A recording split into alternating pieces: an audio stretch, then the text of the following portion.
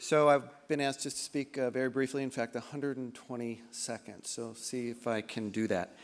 First of all, I want to thank Russ for his vision and insight and tenacity, because for those that have done something like this before, certainly not this grand or warranted, it is a massive undertaking. So we applaud you, Russ, for that, and the Chamber is very, very pleased to be a part of this. So I've been asked to say a couple words about cultivating entrepreneurship before I call up Mark. And really, the timing couldn't be any better. As a former entrepreneur myself, I've launched several medical device companies here in Atlanta. Back when we were launching companies, it was, now this is pre-2006, collaboration was a word that we rarely heard outside of a university setting. So everyone was a little fearful that you're going to learn what they're doing, they don't want to help, they want to kind of make sure that they're keeping everything in their own pocket. And today it's just been an amazing change. Over the last 2 years, I would say it's been the most aggressive that I've ever seen. So things like the Atlanta Technology Village, which we're all very familiar with, that David Cummings so thoughtfully started. In fact, the Chamber actually has an office there. We opened it up not too long ago and to help entrepreneurs in a way that we just never did. And there is a caveat, though, so when we go in the building, we can't wear a tie, and if we do it right, you actually have to wear blue jeans, and you can't wear socks if you're really cool.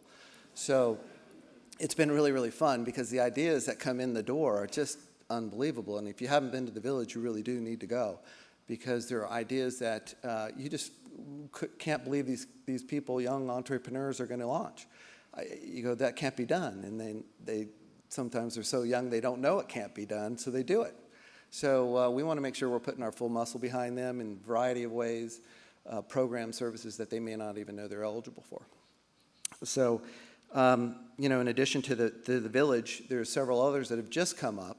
Forge, if you have not heard about that, Eric and Yogi's initiative, that is something that should be looked at. It's something that the Chamber is supporting, and we applaud them for that initiative.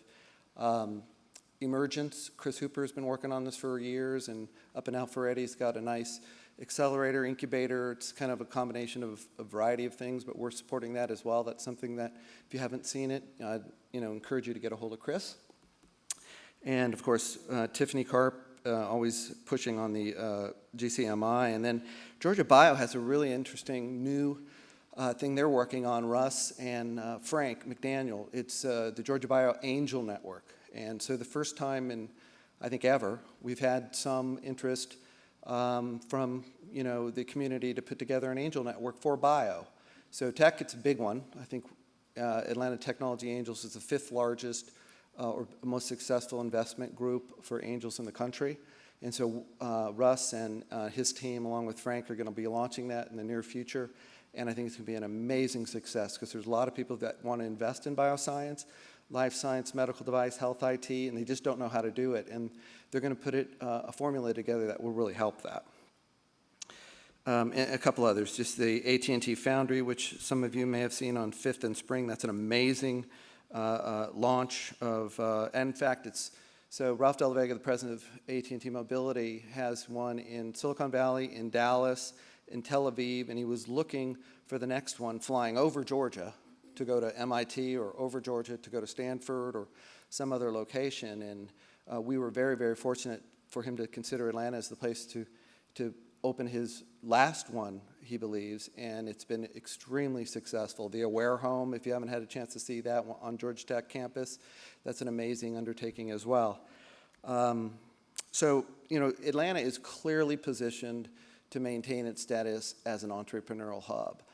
People may not think of it that way, but when you start thinking about the most successful things out there, like Venture Atlanta, it's now the largest venture capital forum in the Southeast.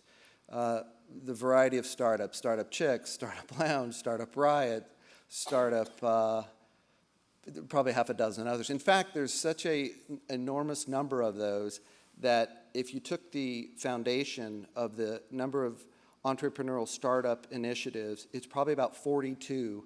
And we're going to have an event that we're envisioning where instead of someone coming up and pitching their company, we're actually going to have the entrepreneurs come up and, the organizations come up and pitch what they do, because a lot of people just don't understand or know what they do.